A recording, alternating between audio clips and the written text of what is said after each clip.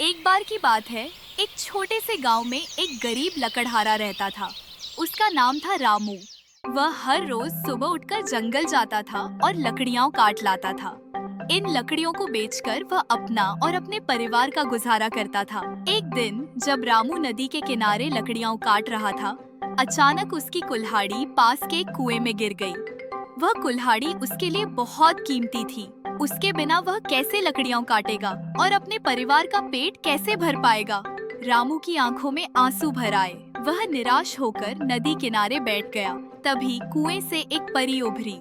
वह बहुत खूबसूरत थी और उसकी आंखें दया से भरपूर थीं। उसने रामू से पूछा, तुम क्यों रो रहे हो बेटा? रामू ने अपनी व्यथा परी को बताई। परी ने दयालु स्वर में कहा, चिंता मत करो, मैं तुम्हारी मदद करूंगी। परी कुएं में डुबकी लगाई और कुछ देर बाद एक सोने की कुल्हाड़ी लेकर आई।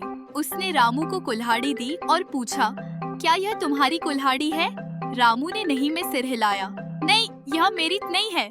परी ने फिर से कुएं में डुबकी लगाई और इस बार एक चांदी की कुल्हाड़ी लेकर आई। क्या यह तुम्हारी कुल्हाड़ी है? उसने पूछा। रामू ने फिर नहीं में सिर हिलाया। नहीं, यह भी मेरी नहीं है। परी ने तीसरी बार कुएं में डुबकी लगाई और इस बार रामू की लोहे की कुल्हाड़ी लेकर आई।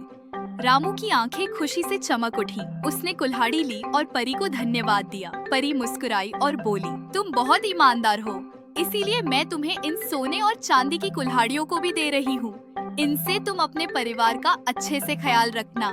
रामू को यकीन नहीं हो रहा था कि वह इतना किस्मत वाला है। उसने परी को बार बार धन्यवाद कहा और तीनों कुल्हाड़ियाँ लेकर घर चला गया। इस कहानी से हमें ये सीख मिलती है कि हमें हमेशा ईमानदार रहना चाहिए। ईमानदार व्यक्ति के साथ हमेशा अच्छा ही होता है।